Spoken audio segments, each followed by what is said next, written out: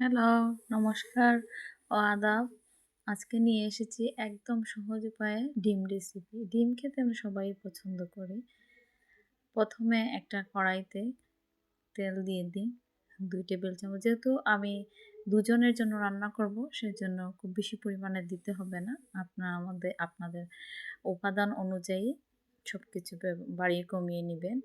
এখানে আমি একটি মাঝারি সাইজের পেঁয়াজ কুচি করে কেটে এতে তেলটা গরম হওয়ার পর দিয়ে দিয়েছি। পেঁয়াজটা আমি একটু ভেজে নিব লাল করে, তারপর অন্যান্য মশলা দিব। মশলাও আমি রেডি করে রেখেছি।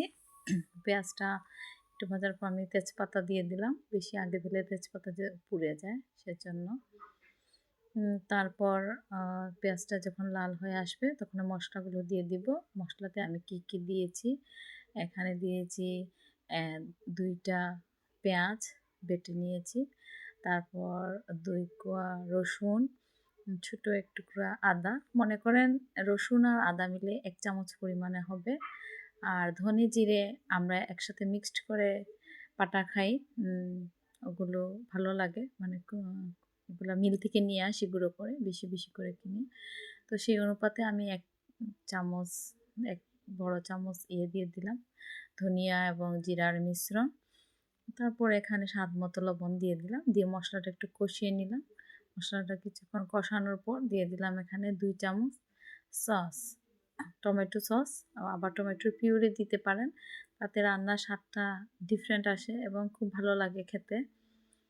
যাদের মনে করেন যারা একটু অসুস্থ থেকে উঠেছেন, খাবারের রুচি নেই, এরকম একটা ডিম রান্না করবেন, দেখবেন খুবই খুবই খুবই ভালো লাগবে খেতে।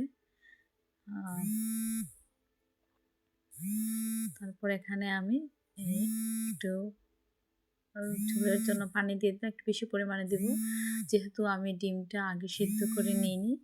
এখানে ডিম পোচ করে দেওয়া হবে, তো আলাদা পোচ করার কোনো দরকার নাই। যখনই পানিতে বলক চলে আসবে তখনই ওই ডিমগুলো দিয়ে দিবেন। আমি একটা একটা করে ডিম ভেঙে দিচ্ছি আস্তে আস্তে দিয়ে, তারপর আমি 2টা ডিম ভেঙে এখানে ছেড়ে দিয়েছি। তারপর 5 মিনিট ওটা ঢেকে দিব ডিমগুলো সিদ্ধ হওয়ার জন্য।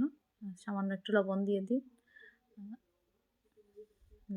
স্বাদ ভালো আসে। চাইলে একটু গোলমরিচও দিতে পারেন ডিমের মধ্যে, তাহলে খেতে আরও বেশি ভালো লাগবে।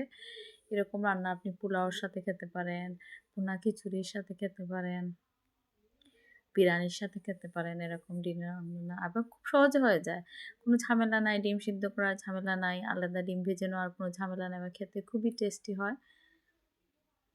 দেখুন আমার ডিম হয়ে গেছে, যদি সময় লাগে না, ঝটপট রান্না, হাতে সময় কম, আপনি খুব সহজে এই রান্নাটা করে নিতে পারেন।